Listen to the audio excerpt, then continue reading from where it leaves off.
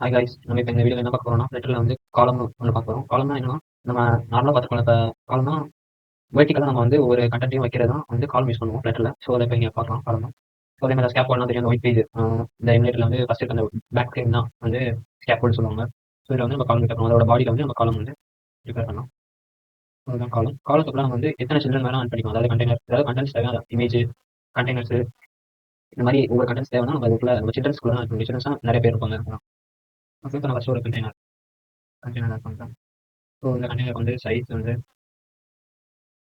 நம்ம கொடுக்குறது வந்து ஹைட் வந்து 40, வித் வந்து 40. ஸோ கலர் வந்து கலர்ஸ் பிளாக் வந்து வந்து ஸோ இதே நம்ம காப்பி பண்ணி பேஸ்ட் பண்ணிக்கலாம்.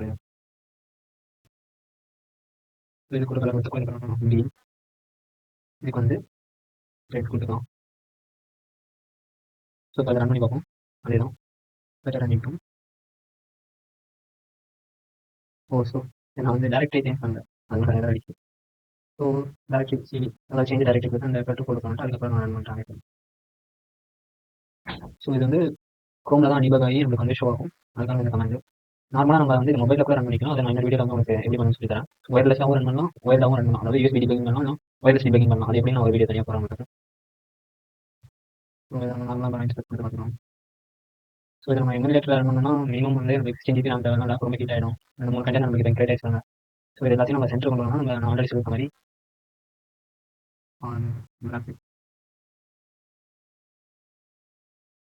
இதெல்லாம் சென்டர் வந்துச்சு. இந்த காலத்தில் வந்து உங்களுக்கு வந்து மெயின் ஆக்சிஸ் அலைன்மெண்ட்னு ஒரு கீவேர்ட் இருக்குது. அது எதுக்குன்னா மெயின் ஆக்சிஸ் அலைன்மெண்ட் நம்ம அங்கே போய் சென்டர் கொடுக்கலாம். அதே மாதிரி இங்கே இருக்க இந்த கீவேர்ட் பண்ணி நம்ம சென்டர் கொண்டு வந்துக்கலாம். அதாவது காலத்துக்குள்ள எல்லாத்தையும் சென்டர் கொண்டு வந்துக்கலாம். எண்டுனா கீழே, அதாவது லாஸ்ட்டுக்கு நான் சும்மா கொடுக்குறேன். எண்டு காலத்துக்குள்ள எண்டு கீழே வந்துச்சா. அதே மாதிரி இப்போ மெயின் அதுக்கு என்ன ஸ்பேஸ் ஆகும்னா சுற்றிலும் ஸ்பேஸ் இருக்க மாதிரி எல்லாத்தோட அதில் இருக்க எல்லா சில்ட்ரனுக்கும் ஸ்பேஸ் வந்து சுற்றி இருக்க மாதிரி. அது பார்த்தோம்னா நம்ம பார்த்தீங்கன்னா ஈக்குவலாக கேப் இருக்குது. ஸ்பேஸ் பிட்வீன்னா எனக்கு ஸ்பேஸ் பிட்வீன்னா அது இந்த சில்ட்ரன்ஸ்குள்ளே இருக்க ஸ்பேஸ் தான் கேப். இந்த எல்லாம் இதுக்கு இடையில கேப் இருக்கு. அந்த இதுக்கு இந்த கமெண்ட் ஸ்பேஸ் ஈவனினா ஈவனாக ஸ்பேஸ் உள்ள இருக்கும்.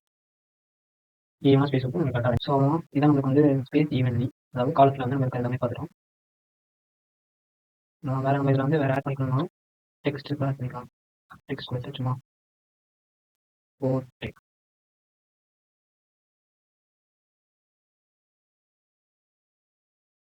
பார்ப்போம். நீங்கள் போட்டு கடை ஆகிடுச்சு. அதுக்கேற்ற மாதிரி இது வந்து ஸ்பேஸை சேவ் பண்ணிடும். ஸோ அவ்வளோதான் நம்ம காலத்தில் அவ்வளோ இருக்க வேறு எதுவும்.